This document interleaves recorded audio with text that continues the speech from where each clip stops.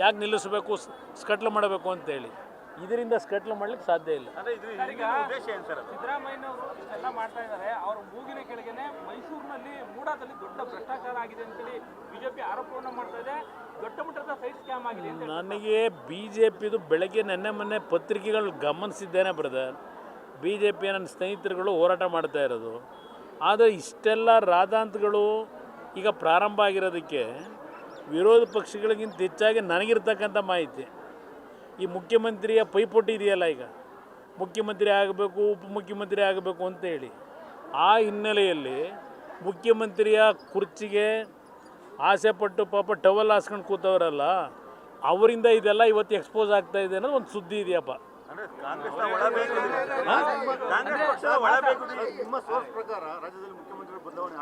ನನಗೆ ಗೊತ್ತಿಲ್ಲ, ಪತ್ರಿಕೆಲ್ಲ ನೋಡ್ತಾ ಇದ್ದೀನಿ. ನನಗೆ ರಾಜ್ಯದ ರಾಜಕಾರಣದ ಆಸಕ್ತಿಗಿಂತ ಹೆಚ್ಚಾಗಿ ಈಗ ಏನು ನನಗೆ ಕೇಂದ್ರದಲ್ಲಿ ಪ್ರಧಾನಮಂತ್ರಿಗಳು 2 ಜವಾಬ್ದಾರಿಯುತವಾದ ಇಲಾಖೆ ಕೊಟ್ಟಿದ್ದಾರೆ, ಅದರ ಕಡೆ ನನ್ನ ಗಮನ ಇದೆ. ನಾನು ಕರ್ನಾಟಕ ರಾಜ್ಯದಲ್ಲಿ ಏನು ನಡೀತಿದೆ ಅಂತಕ್ಕಂಥದ್ದು ಇಲ್ಲಿ ಬಂದಂಥ ಸಂದರ್ಭದಲ್ಲಿ ನೆನ್ನೆ ಮೊನ್ನೆ ಏನು ಗ್ರಹಿಸಿದ್ದೇನೆ.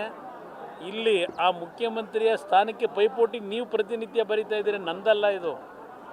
ಆ ಪೈಪೋಟಿನಲ್ಲಿ ಪಾಪ ಮುಖ್ಯಮಂತ್ರಿಗಳ ಪಾರದರ್ಶಕತೆ, ಅವರ ಆಡಳಿತ ಹೇಗಿದೆ ಅಂತಕ್ಕಂಥದ್ದನ್ನು ಅವರ ಪಕ್ಷದಲ್ಲೇ ಇರ್ತಕ್ಕಂಥವ್ರು ಮುಖ್ಯಮಂತ್ರಿ ಆಸೆ ಇಟ್ಟವರು ಇದೆಲ್ಲವನ್ನು ಎಕ್ಸ್ಪೋಸ್ ಮಾಡಿ ಅವ್ರನ್ನ ಇಳಿಸ್ಲಿಕ್ಕೆ ಏನೇನು ಮಾಡಬೇಕು ಅಂತ ಹೊರಟಿದ್ದಾರೆ ಅನ್ನೋದು ಚರ್ಚೆ ನಡೀತಾ ಇದೆ ರಾಜಕೀಯದ ವಲಯದಲ್ಲಿ. ಅದನ್ನು ನಿಮ್ಮ ಮುಂದೆ ಹೇಳಿ.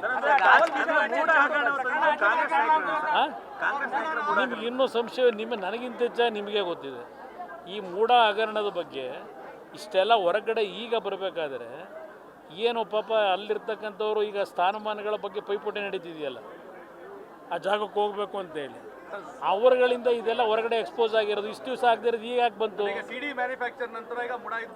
ಈಗ CD ಮ್ಯಾನುಫ್ಯಾಕ್ಚರ್ದು ಮುಗೀತು ಕತೆ. ಈಗ ಮೂಡಾದ ಕಾರ್ಯಕ್ರಮಗಳು ಪ್ರಾರಂಭ ಆಗಿದೆ.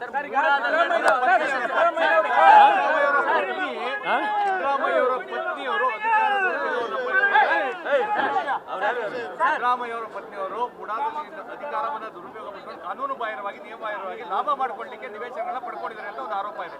14 ನಿವೇಶನಗಳನ್ನ ಲಾಭದಾಯಕ ಮಾಡಿಕೊಂಡು ಅವರ ಸರ್ಕಾರದಲ್ಲಿ ಇದ್ದಂಥ ಒಬ್ಬರು ಅಡ್ವೊಕೇಟ್ ಜನರಲ್ಲು, ಅಡಿಷನಲ್ ಅಡ್ವೊಕೇಟ್ ಜನರಲ್ ಆಗಿದ್ದು, ಅಡ್ವೊಕೇಟ್ ಜನರಲ್ ಗೊತ್ತಿಲ್ಲಪ್ಪ, ಈಗೇನು MLA ಆಗವ್ರೆ.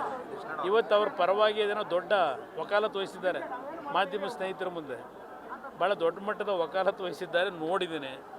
ಏನೇನು ಹೊರಗೆ ಬರುತ್ತೆ ಕಾದು ನೋಡೋಣ ಅಂತ. ಆ ಥರ ಏನಿಲ್ಲ, ಇದು ಏನೇನು ಆಗಬೇಕು ಆಗಲೇಬೇಕಲ್ವಾ.